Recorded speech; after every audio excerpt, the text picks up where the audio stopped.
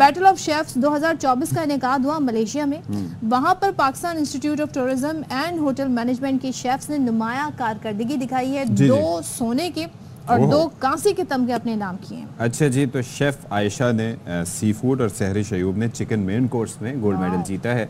इरम शेख ने roasted chicken free style, जबकि फातिमा ने कांसे के तमगे हासिल किए। और फिर इसके बाद ये है कि पाकिस्तान की जानिब से अप्रिसिएशन भी काफ़ी दी गई है। तो किस तरीके से कामयाबी को यकीनी बनाया और कौन कौन सी डिशेस बनाई हैं, इस पर बात कर लेते हैं। हमारे साथ मौजूद है शाली और इरम शेख इस वक्त हमारे साथ मौजूद है। Thank you so much for joining us. आप में से आयशा कौन है, इरम कौन है? मैं आयशा हूँ। अच्छा, पहले तो ये बताइए कि आप ये समझे कि मलेशिया में कंपटीशन हो गया, आपने मेडल जीत दिया तो काफ़ी है, यहाँ पर आप आएंगे तो खाली हाथ आएंगे और हम यकीन कर लेंगे आपकी बात। हाँ, क्यों मेडल लेके आए ना आपके लिए। अच्छा, हमारे लिए सिर्फ मेडल। सी फूड पे किसने काम किया था? मैंने किया था। अच्छा, तो how was the event for you? और ये पहला कोई इवेंट था बैनुल-अक़वामी जिसमें आपने पार्टिसिपेट किया था? जी बिल्कुल, इंटरनेशनल ये हमारा पहले था। डोमेस्टिक पे हम लोग पहले कर चुके थे। हमारे पे हमने ही पहले कराची में किया था, कराची कर्नरी कंपटीशन चैम्पियनशिप, उसमें हमने मेडल्स लिए थे। फिर लाहौर में होता है PICC का, उसमें हमने मेडल्स विन किए थे। अब ये इंटरनेशनल जो था ये हमारा फर्स्ट एक्सपीरियंस था और इट वाज ग्रेट। हमने माशाल्लाह से जो अचीवमेंट ली, तो इस वक्त मुझे लगता है सबसे ज़्यादा भूख अफलास हमारे PCR में पाई जाती है।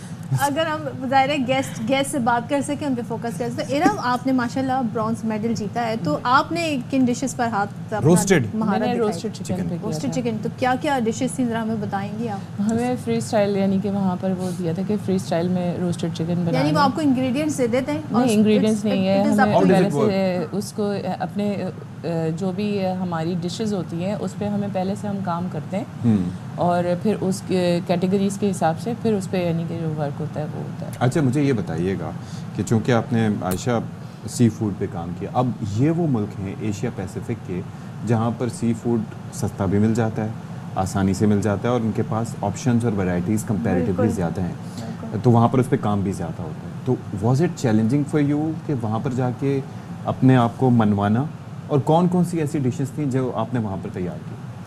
मैंने जो है वो सी फूड को स्टीम किया था रिज़ोटो राइस के साथ।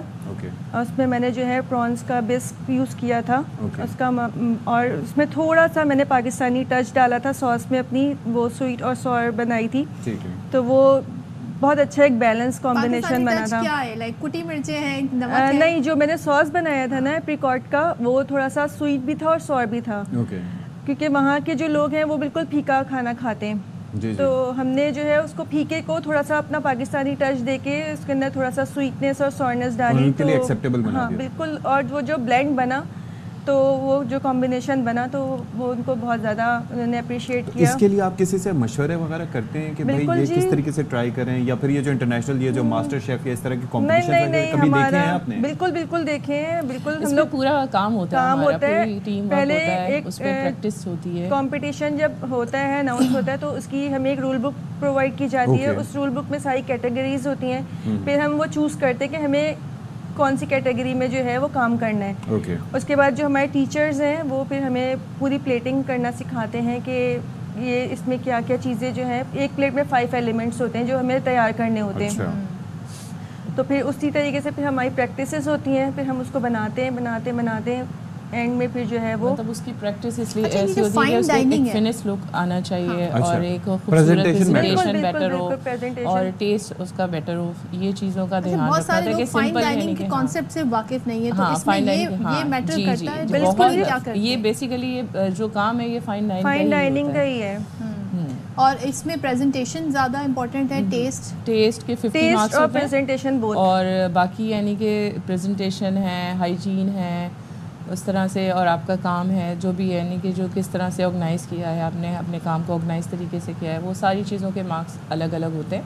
फिर उस हिसाब से वो कहते हैं ना कि पहले जो खाना है आपके सामने प्लेट आई है, तो पहले वो आपकी नज़रों से आप खाते हैं, फिर आप उसको टेस्ट करते हैं, तो वो इतना प्रेजेंटेबल होना चाहिए, आपकी प्लेट जो है वो इतनी प्रेजेंटेबल होना चाहिए कि आपको दिल हो कि बस मैं ये मुझसे मैं रेजिस्ट नहीं कर पा रहा, मुझे ये टेस्ट करना है। और फिर जब आप उसको टेस्ट करें तो उसके टेस्ट भी सारे बैलेंस हो।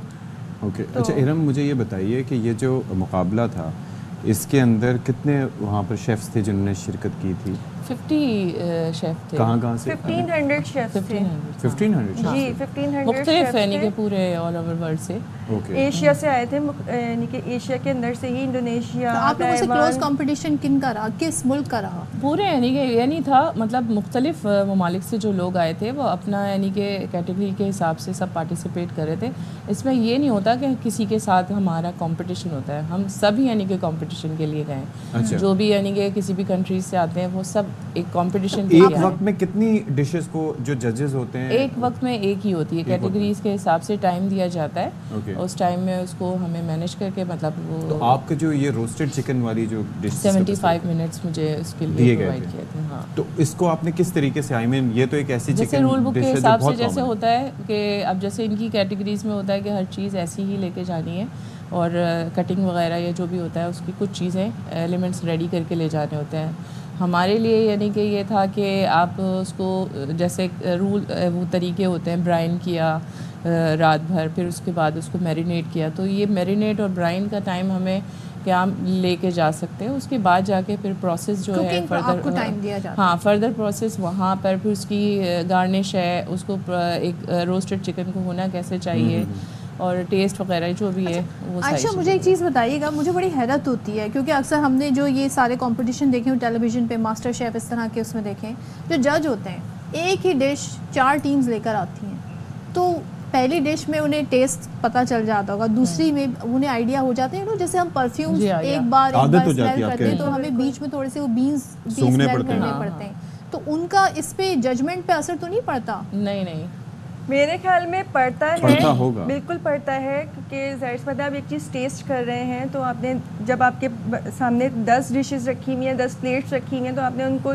सबको टेस्ट करना है, उसके बाद आपने उसके अंदर मार्किंग करनी है, तो मेरे ख्याल में कि पड़ता होगा असर।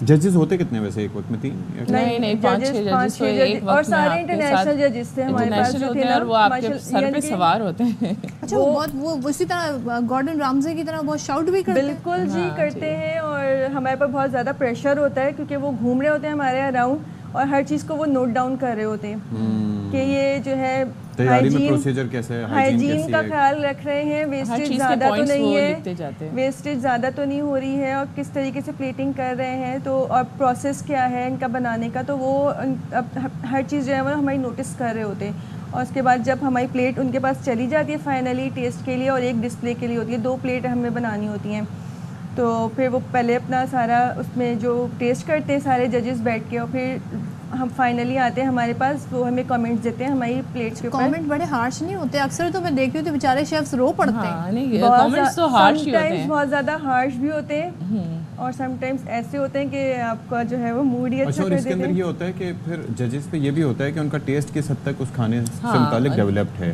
ये भी एट टाइम्स मैटर कर। अच्छा, अब यहाँ तक आपका सफ़र जो है, ये पहले आप बताइएगा, फिर मैं आपसे भी पूछ लूँगा, ये कैसे शुरू हुआ, यहाँ तक कैसे पहुँची, मलेशिया कैसे पहुँची, फैमिली की सपोर्ट इसमें क्या है? फैमिली की बहुत ज़्यादा सपोर्ट है अल्हम्दुलिल्लाह। मेरे हस्बैंड ने मुझे बहुत ज़्यादा सपोर्ट किया, अगर वो ना करते तो फिर मैं आज यहाँ ना होती। बस प्रथम मैंने ज्वाइन किया पहले इंस्टीट्यूट, अपना शौक़ था, खाना बनाने का इतना ज़्यादा शौक़ नहीं था, बस एक शौक़ था कि कुछ करना है, उसी शौक़ में मैं आ गई। फिर वो ओवर द ईयर बढ़ता गया शौक़, फिर मैंने पढ़ा। शेफ़ बनने के लिए खाना बनाने का शौक़ होना ज़रूरी नहीं है? नहीं, बिल्कुल ज़रूरी नहीं है। अच्छा कि आपने पॉइंट रेस किया।